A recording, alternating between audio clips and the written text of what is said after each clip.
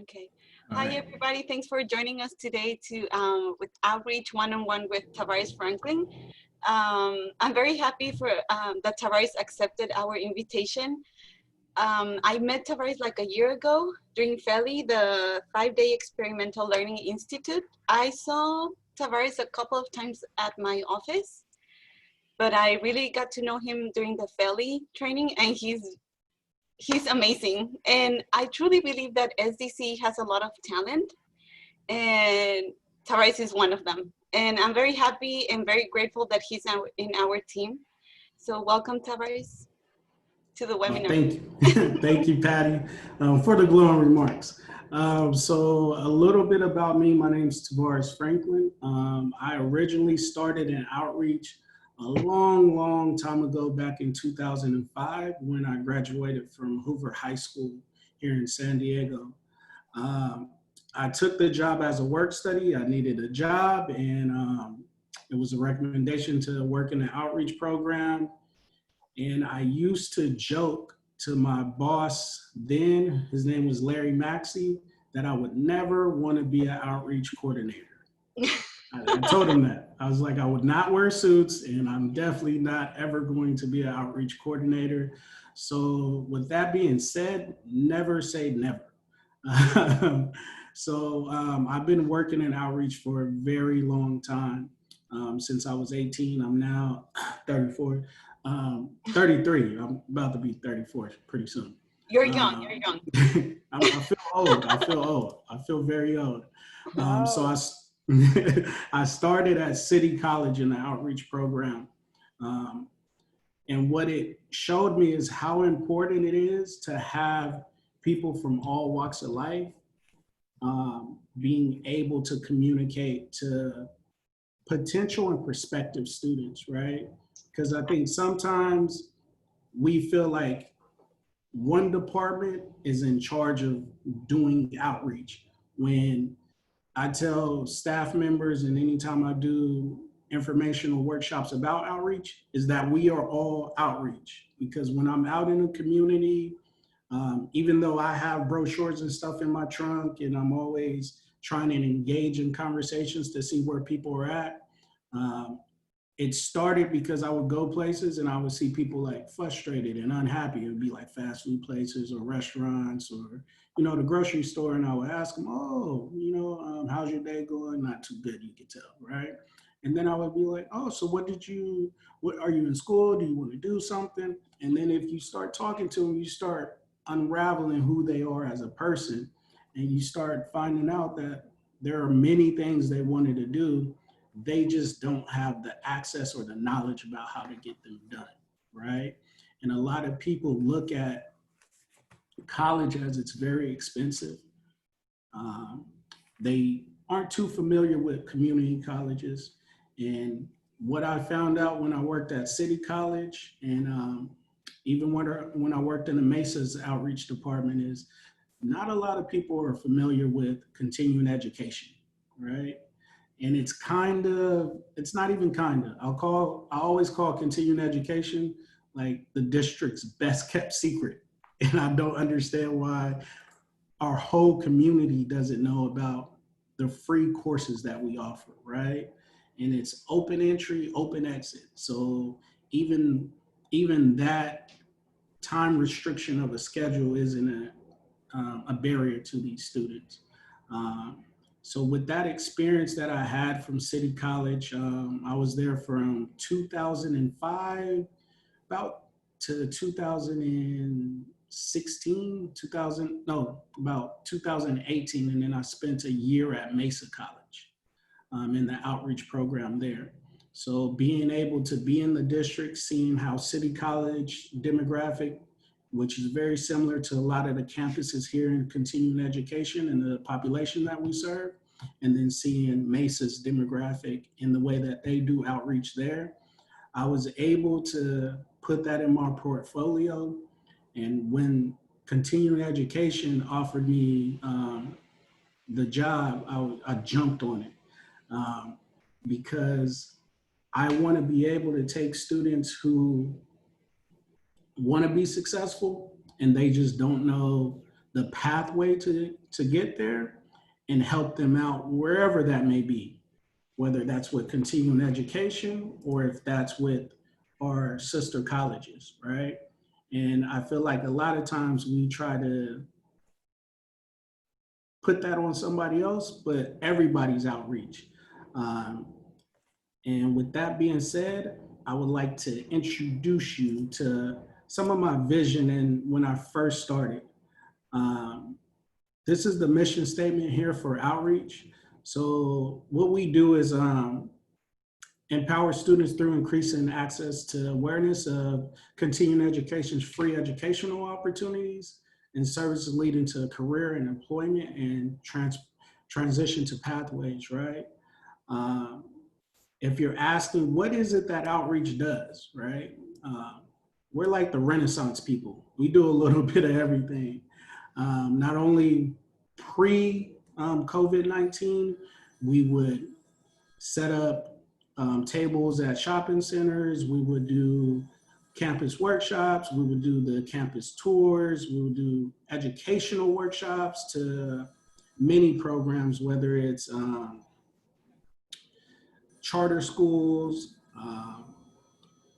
core civic, which is like reentry for people, for those who are who were formerly institutionalized and being released. So when I look at a continuing education student, I feel like everybody can be a continuing education student because it's based on all the courses that we offer, which is different from our sister colleges. We're able to offer all of these courses. There's no financial aid needed.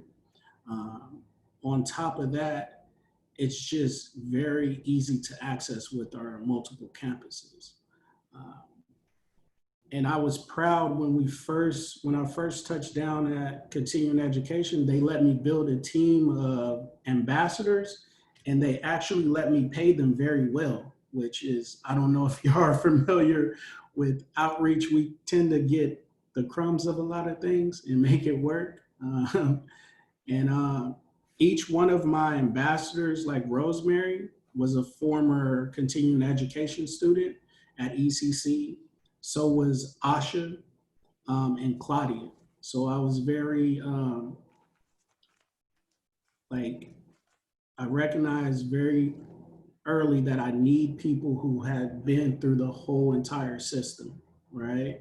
Because you need students, you need ambassadors who can speak from a student's perspective, right? Like they share their stories of how they got to ECC, and it resonates with a lot of our demographic, right? We have people who are single mothers, who are newly arrivals to the country, and we want to be able to greet them and welcome them and help them in their assimilation process, right?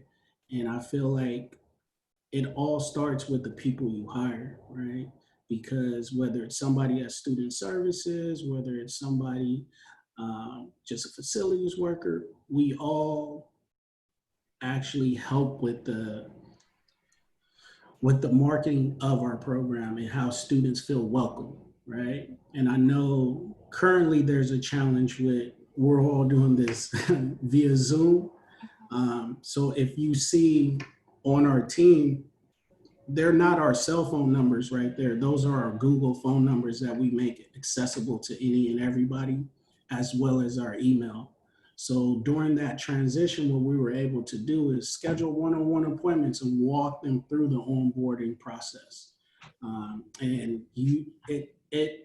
That personal touch does wonders, you know, and it's that we forget, right? I try to treat each and every student just like I would like to be treated when I touched foot on City College. I was a little bit lost. I was a little bit confused, and that was the biggest decision I made at that point in my life. You know, I made the decision like, hey, I want to be successful. I don't have the blueprint for that.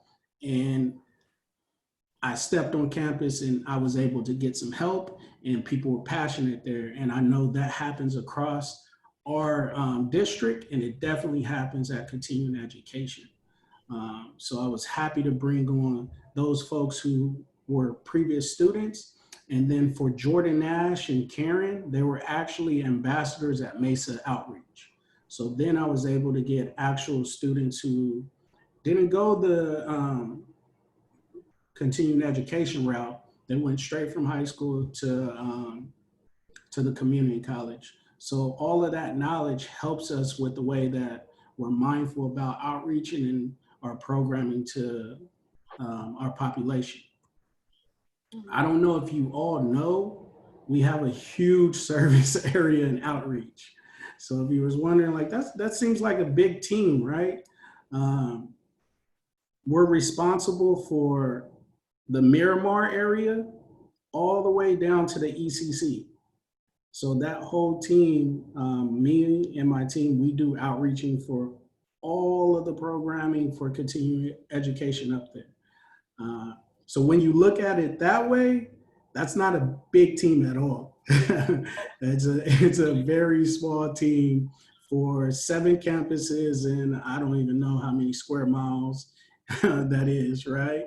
And there's a typical outreach team at City or Mesa. They have an outreach coordinator, they have a student services assistant, so 2 contract people, and then they have a team of NANCE employees, right?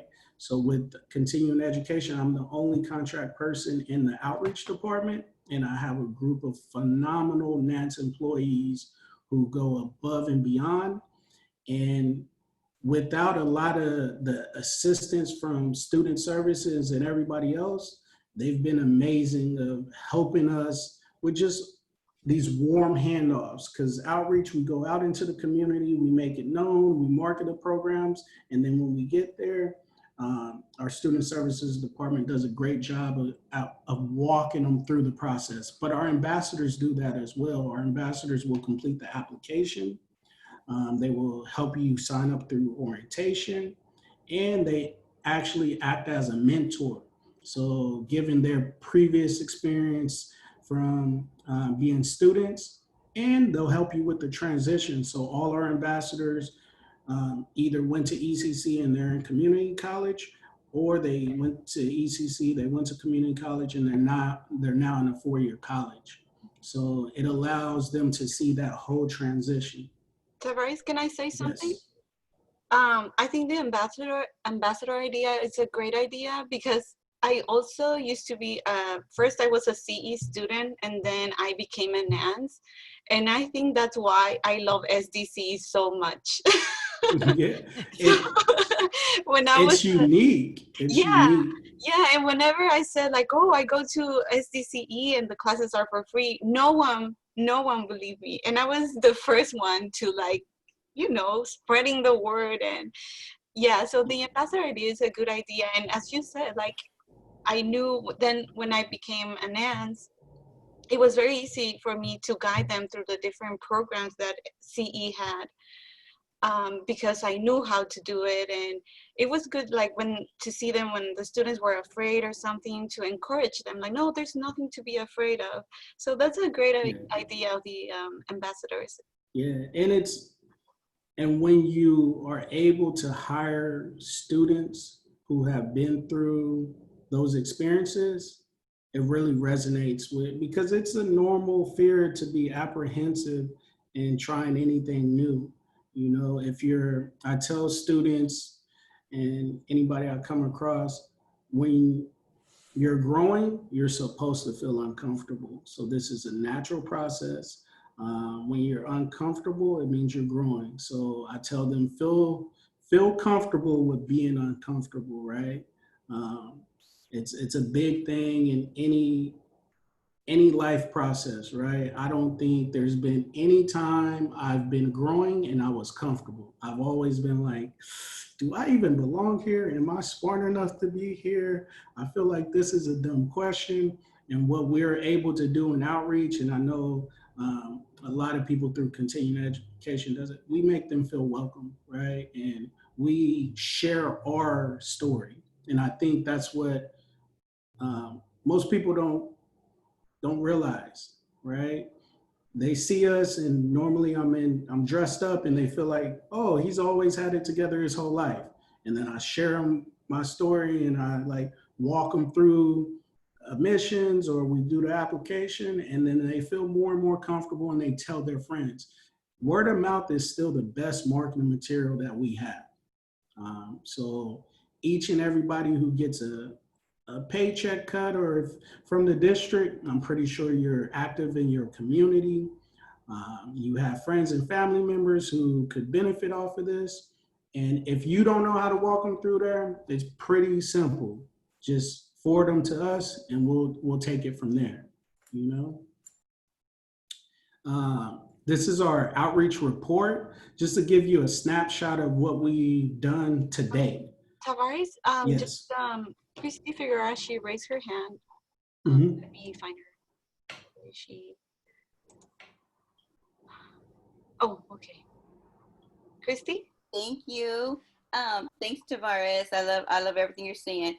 I just wanted to remind, to reflect on the fact that while we're at home and we're going through this quarantine, and we're also learning new systems, new ways to deal with our students, new ways to deal with our faculty, our own staff. And so we're also growing while we're here at home. And so just reflect, if we can relate that to ourselves as well. I think that's a great way to look at it. Thanks for, besides me just eating and getting bigger and growing, I'm also growing. Yeah, I think that's everybody. I don't know if you can see my cheeks. I feel like they gotten bigger over a couple of months, Right. I'm on, you see, I'm mute. I'm no video. See, I can't do that. See, you got the luxury. But it's true. And I know our students are very resilient, our population that we serve.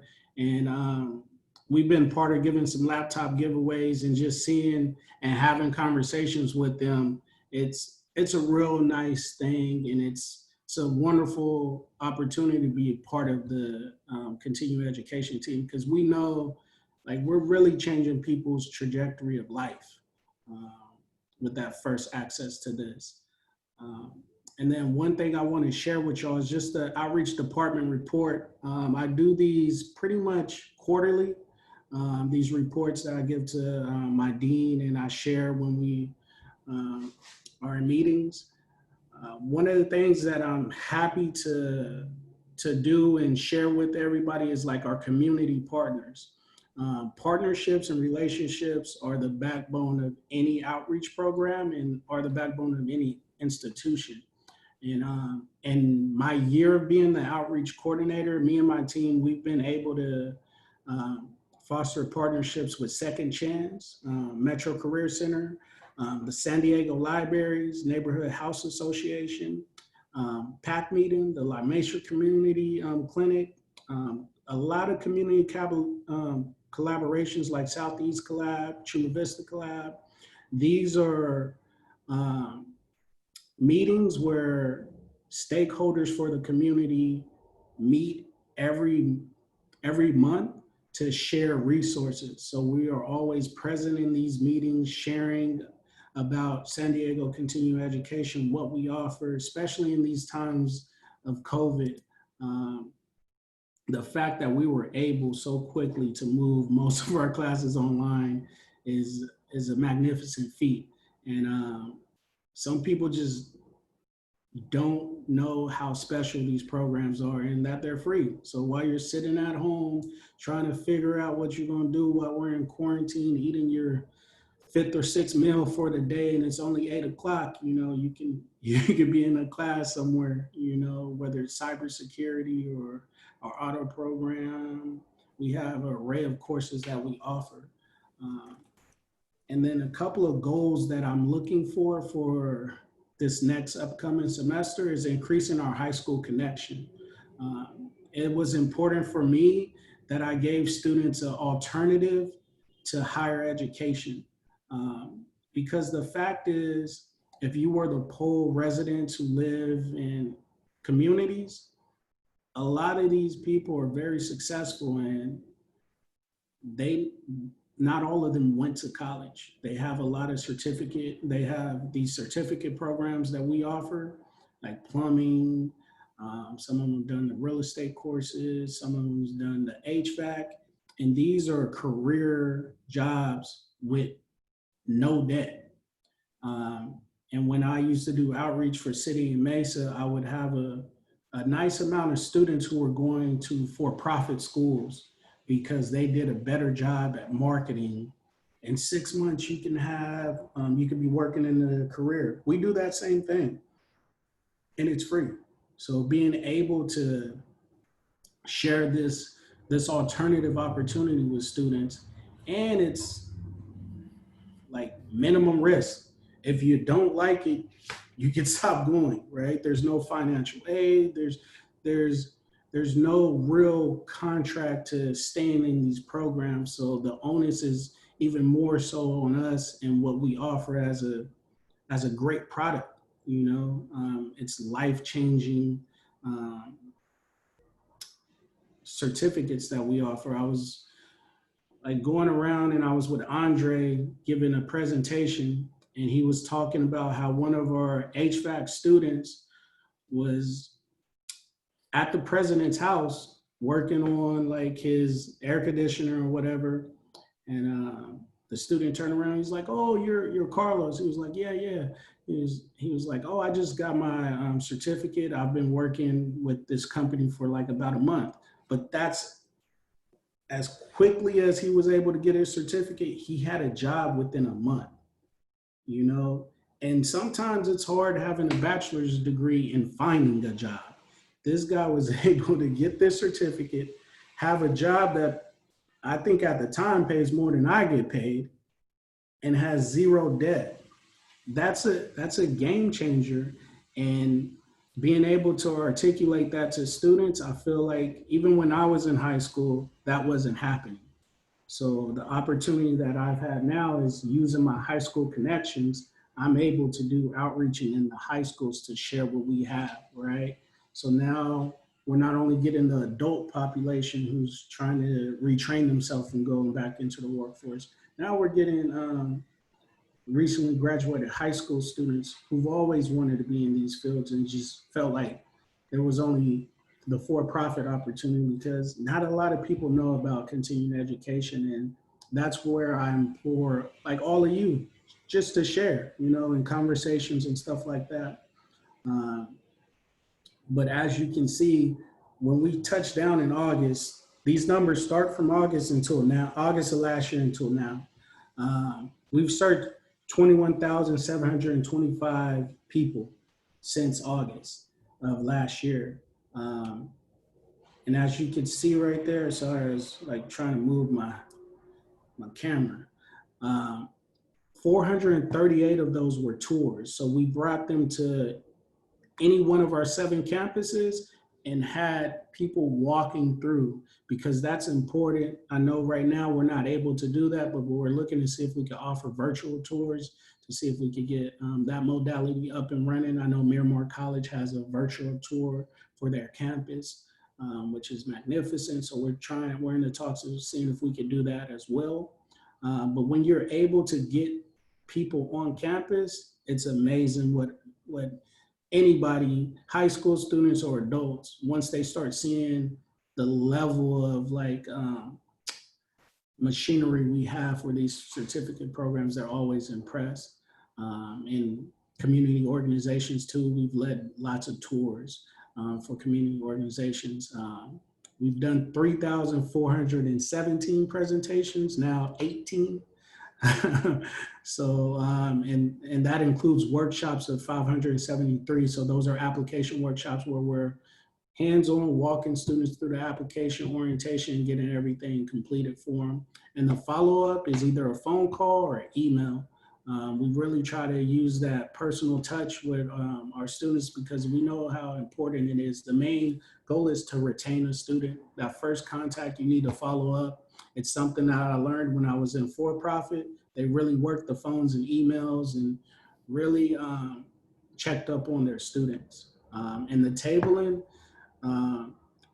we contacted about 16,000 people, almost 17,000 people tabling. And that's what we were able to do at San Diego Libraries. we were able to have tables all throughout the San Diego libraries to educate the population there about San Diego continuing education. So we would table, and I presented to, I think it was all 65 of the library managers one time. So it's just a little bit of work that me and my team are doing just to get the word out there. And you'll be surprised how many people don't know about continuing education. You know, that was the most surprising thing to me. For those of you who are like, okay, what happened? How were you able to still keep up with outreach during the transition to COVID?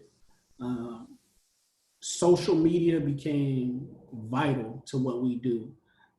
Luckily for me and my team, I had always had Dropbox because we're outreach, we're always on the run. So we need to have access to our files and forms and everything. So we always use Dropbox.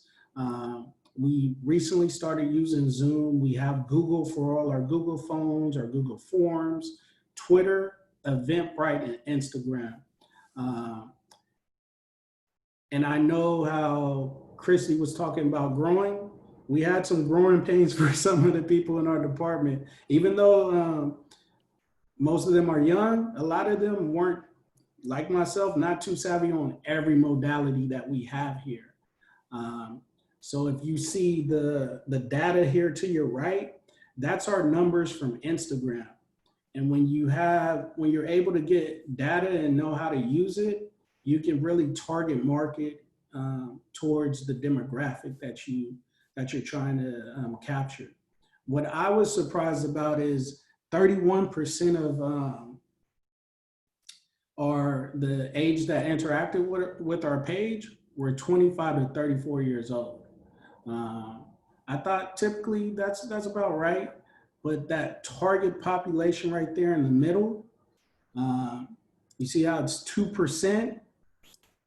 I look at that data and see how we could get better about reaching out to our emeritus program, right? And I saw that it's probably because we don't have Facebook. So being able to like realize a lot of our population is on Facebook. But it's hard to get a Facebook account. I have to do all these weird things and try to use our already existing Facebook account.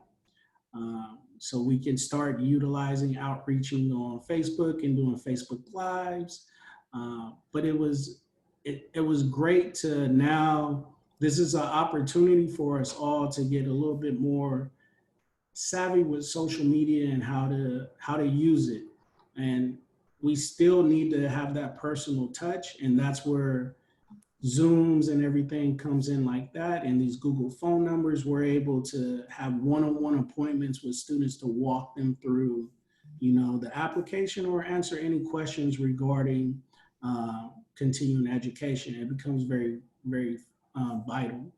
The opportunities to improve were amplifying our social media presence and increasing the networking with community-based organizations, because they have a large network where they reach out to the students, and we want to take advantage of that.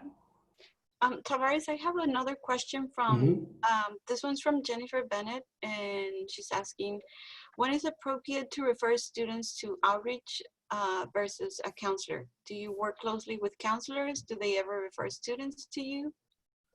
Yes, we really, we work closely with counselors and student services. When it's appropriate to refer a student to outreach is in the initial process. Say if they're trying to get informed about what we offer, whether it's a course or if they have questions about the application. What I saw is students were completing the orientation and not the application. And they were getting these updates about when the next orientation or what course was starting, but they were wondering why they weren't getting a call back about the application and how to process it, right? So our website changed, which helped with that process, but still they need to be walked through there. So if you have a student who's needing help to apply, or if they have questions, definitely refer them to us.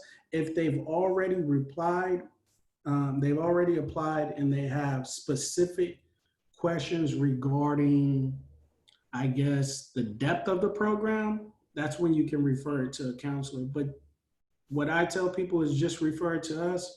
We'll filter through it, and then we'll forward that student to a counselor. Because typically they have other questions in terms of like their orientation and getting all signed up in the onboarding process that the counselors, not too many are either have that in their arsenal, or just, that's what we're here for. So when in doubt, just refer them to us, and then we'll take it from there. And her question is that is it best to refer them by email, and which email is best? So it's best to refer them by email, and then let me see if I go back right here to our first slide. So the SDCE outreach at sdccd.edu is the best email. We all have access to that email, and I check it constantly. So if you do refer a student to that email and they follow up, we'll contact them and reach out. And also we have our Zoom phone numbers too. So we have our website up and running, but if you wanted to take this information down, you can even take my work email and I'll follow up with a student too. So, and I'll leave this here for y'all at the end. I think I got it on my end slide, and I can email it out to you all, or if Patty has the contact information. And then one thing I wanted to share with you, we were able to host a West City open house, which I want to say it was the first of its kind ever. And it came out pretty good. I don't know if you're familiar, anytime you throw an event, it could be a birthday party, you're always worried how it's going to turn out. And we were definitely worried because we were West City was great in marketing, and it was just us in West City doing all of the marketing for that open house. So we went to a lot of neighborhoods, knocked on a lot of doors, did a lot of city canvassing. So I had to pay my people lots of miles to drive around San Diego in that Point Loma area to let them know that there was actually a campus there, and then to let them know what the campus offered. And it was great. We had the fashion program there, the culinary program there was doing displays. I was doing an information workshop every 30 minutes. And the feedback was really great for that campus. And it was a great event because we really made the surrounding area knowledgeable. We even had a table at Kobe Swap Meet so we could promote it.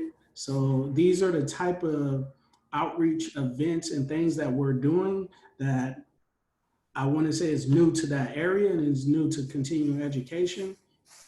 And not every community college works like that. I never tabled at Kobe Swap Meet, but I believe one of the counselors or the teacher had a contact with Kobe Swap Meet, and we were able to get there.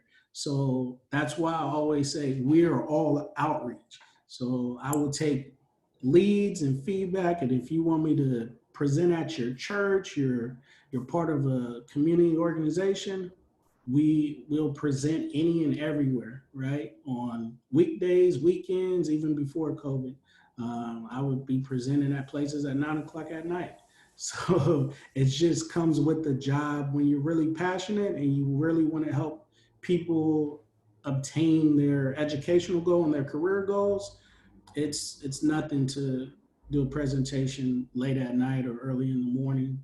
I also drive to Donovan before COVID every month to do a presentation for those who will be being released within the next 2 months about the educational opportunities. So being able to know that everybody in this community can benefit off of the programs, and everybody can be a student because we offer a large variety of courses and certificate programs.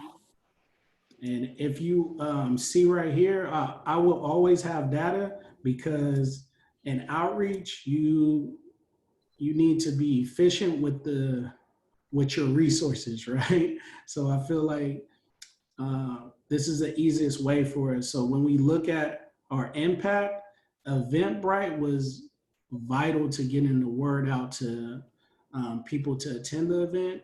And then it was 65%. And then Twitter was next.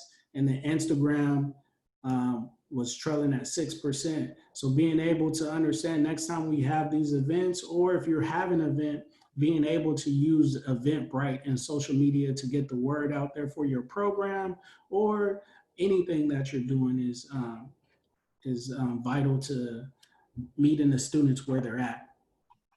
And then also it gives you a breakdown of total. It was 1,663 people who interacted with those pages, and the breakdown of 1,000 from Eventbrite, almost 500 for Twitter, and about 100 for Instagram. We had 162 people attend that event, which is outstanding for only having about 3 months to promote it.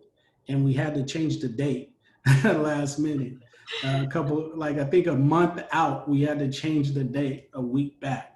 So being able to do all of that and still have 160 people show up throughout that day was a monumental task. And I just have to thank the people at West City and my team, because me and my team, we really hit the streets and met faces, shook hands, got the door slammed on us. We kind of felt like we were, cold calling in live person, but it takes that type of, commitment, because when people don't know, you got to just meet them where they are, whether it's a grocery store, whether it's in their apartment complex, a park, anywhere.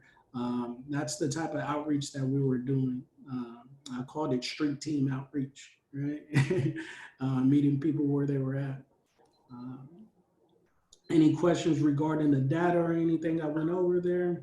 Lori Casolino, she has a question, and she's asking, is Eventbrite free, or do they have to pay for using it? Eventbrite is free. It's free. Yeah, so Eventbrite is free. You can set up your page. It's very useful at gathering data. Tells you how many people were access the page, and it has people's emails. They can sign up for whatever event that you're hosting. I found out about Eventbrite when I was at Mesa College.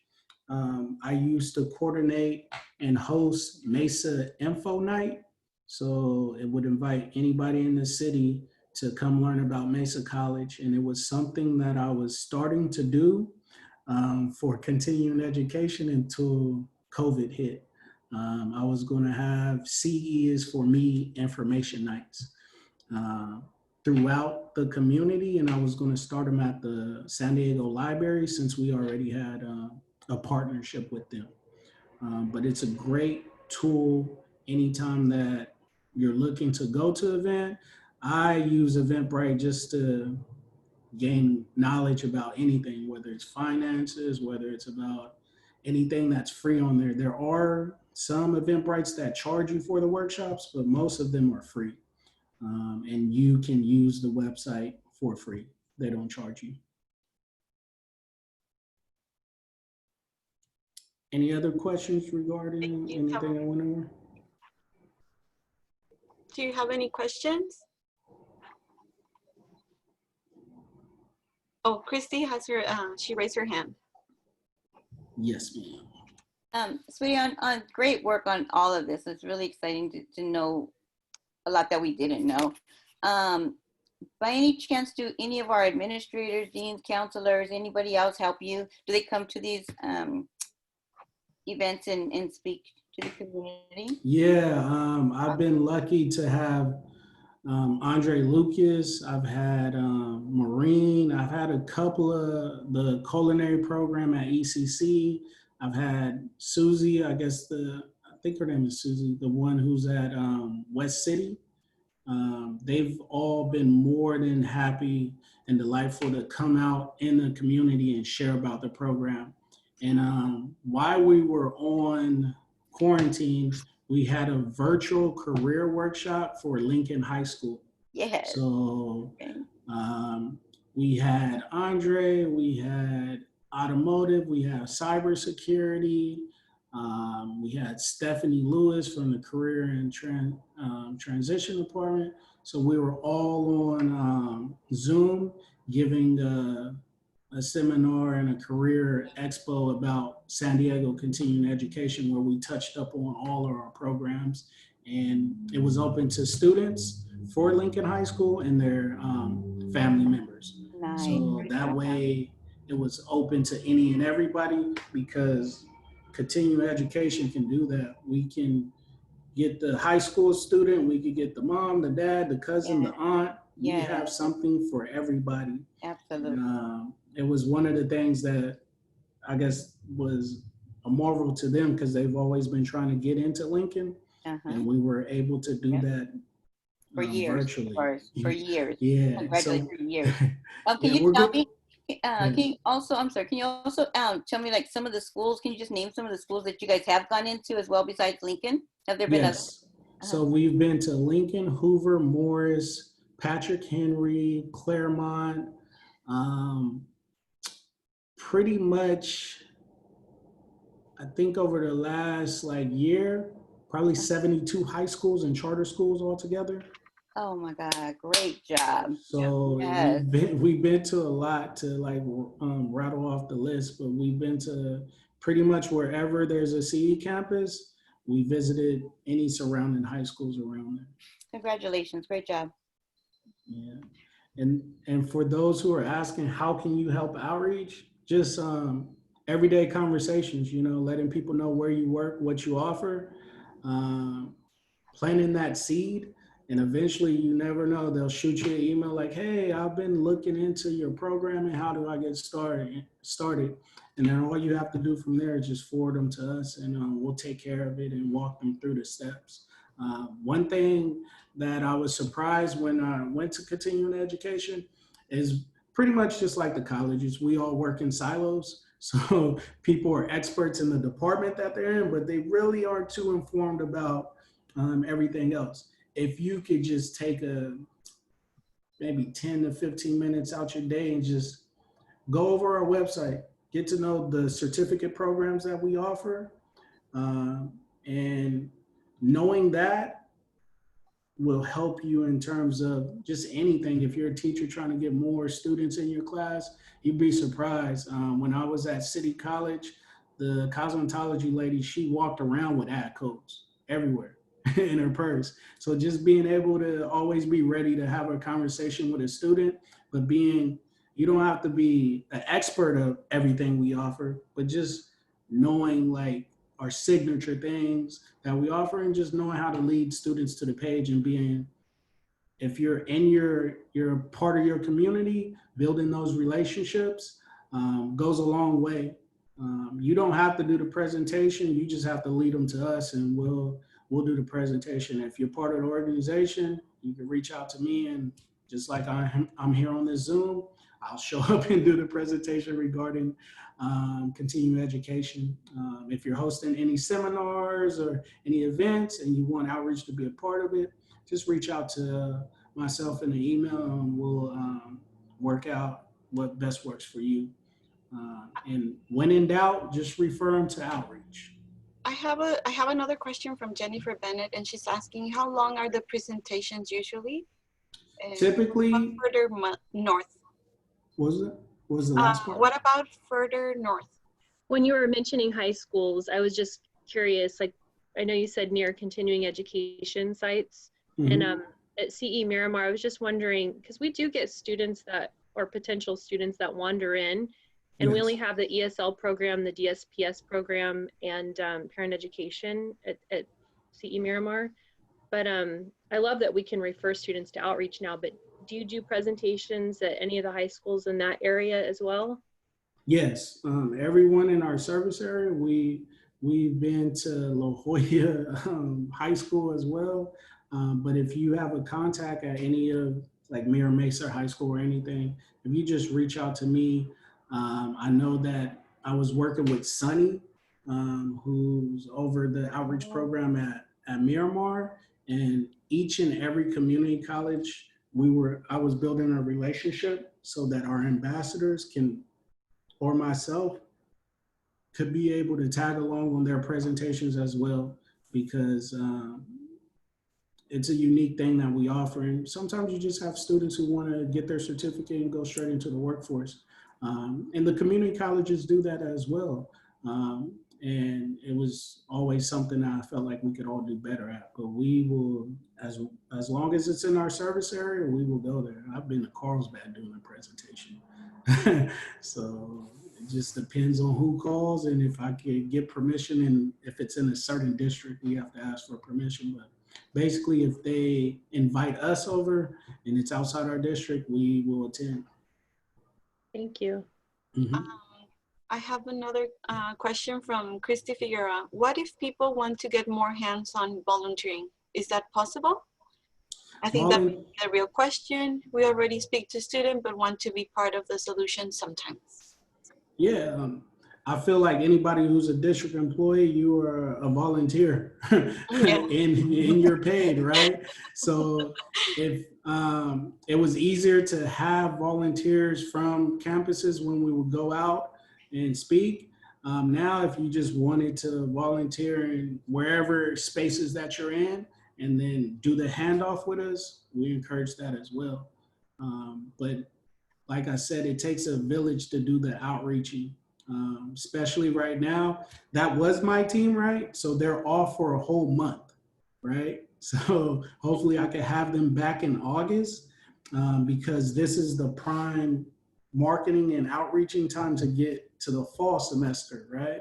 So now it's one person doing all the outreaching for all the campuses for continuing education. So it's feast or famine and outreach a lot of times. And that's why I always try to educate everybody in our organization, because all I need is a referral and then we'll follow up, you know? Jennifer, sorry. Did you mention how long the presentation usually lasts?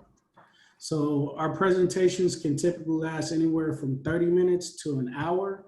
If it was previously we would do workshops, so it'd be like an hour and a half. And we have informative and engaging presentations. So I was joking earlier, I have a Jeopardy game for staff that I did just doing our outreach report. And we've looked into doing cahoots for our high school students and middle school students, just to make it engaging for students, because it's something that I used to do when I was at Mesa or City. But depending on how the length of the presentation you want, we can do 30 minutes to an hour. Typically, that's how long these last. Yeah. Does anyone have more question for Tavaris? This is a good opportunity.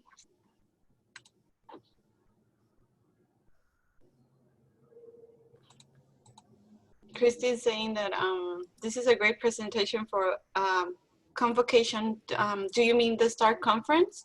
Because I did mention Tavaris that I wanted him for my STAR conference, but yeah, exactly. for our STAR conference. Yeah. Yes, exactly. It is, because, you know, on this, some of us are in Zooms and some of us are just exhausted, whatever. But, you know, there's such a more broad classified, especially who we really don't have all this information. We only have pieces of it or see you on campus, but we don't have time. And you send emails out, but we get tons. But to actually appreciate it, I've been able to I just want to say thank you.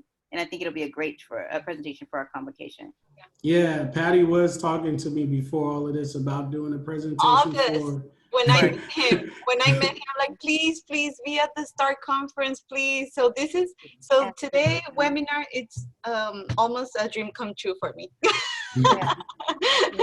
Well, I just thank everybody for attending, and it's just my mission and my passion to let everybody know about continuing education, because it opens up access to people who just aren't informed. And it's amazing when you give somebody some knowledge and some opportunity, what happens. So this is why I wanted Tavaris to be here today. So thank you very much, Tavaris, for being here, and for everybody that joined us, and to my colleagues that helped me out to spread the word, Christy Figueroa and Kelly Henwood, and all of the senators that reach out to their colleagues to join us today. Thank you very much, and I hope next week we're going to have CalWorks webinar with Roberta Krause. Yeah. If you can help me out to spread the word. And also to all the attendees, to, tell your co-workers that we're doing these. And as you see, it's me. I'm part of SDCE. I'm a senior secretary at ECC. Tavaris is also part of our SDCE family. So yeah, please help us out to spread the word and joining us. These are great opportunities to reach out to our students. Thank you so much. Yeah, thank you all for attending. Great job. Thank you, Tavaris.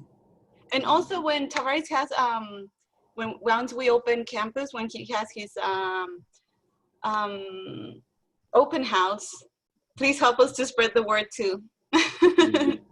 And we do classroom presentations. So like even for our continuing education classes, we would go around and do classroom presentations to inform the teachers and the students about what was there on campus, because we had like SDCEs at ECC, and we just have a lot of resources that students aren't aware of, and just encouraging them to like share with their families and friends, you know. Tavaris, Jennifer is saying that she needs you at Miramar. Well, just, you know, give me a call or email, and I'll be over there. We'll do Zoom presentations. I started as a nance at Miramar, so Miramar has a very special place in my heart. So yeah, you have to go to Miramar. I would love to go to Miramar. I'm there. I got lots of family and friends at Miramar. Yeah. Sunny. I've been in outreach since I was 18. Like my hairline was like right here when I started. Tavaris, another question. Yes. I teach restorative justice. I facilitate restorative justice at the jails, the local jails. We used to do the prisons too. Once they reopen, is that something that you might consider being able to come by if we could include you in the program? Of course. I go to Donovan State Prison every month, and I go to core civic programs all around San Diego. So are definitely something I love. Okay, I know I have clearance at all the jails right now, and I want to make sure if we could get you at all of them. I have clearance at I have clearance at Donovan. And how about Las Colinas? Would you be willing to get cleared for Las Colinas? Yeah, definitely. Okay, I would love to get you in there with us, and I'll talk to our person. Yeah, I have clearance at Donovan State Prison and for secondary high schools, the JCCS. Okay. Yeah. Okay. I don't know if it's the same clearance for Las Colinas, but I would definitely like to do a Zoom presentation or in person. Oh, perfect. Okay, that would be amazing. We had to go to 6 of them within a few months, so we did. But that would be amazing to bring you into this. Thank you so much. Thank you. Definitely. Just shoot me an email. I will. Thanks.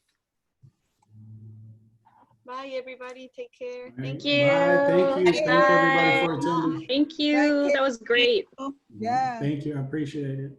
It's always hard to know if like you come out digitally as you do in person. You did great. Thank you.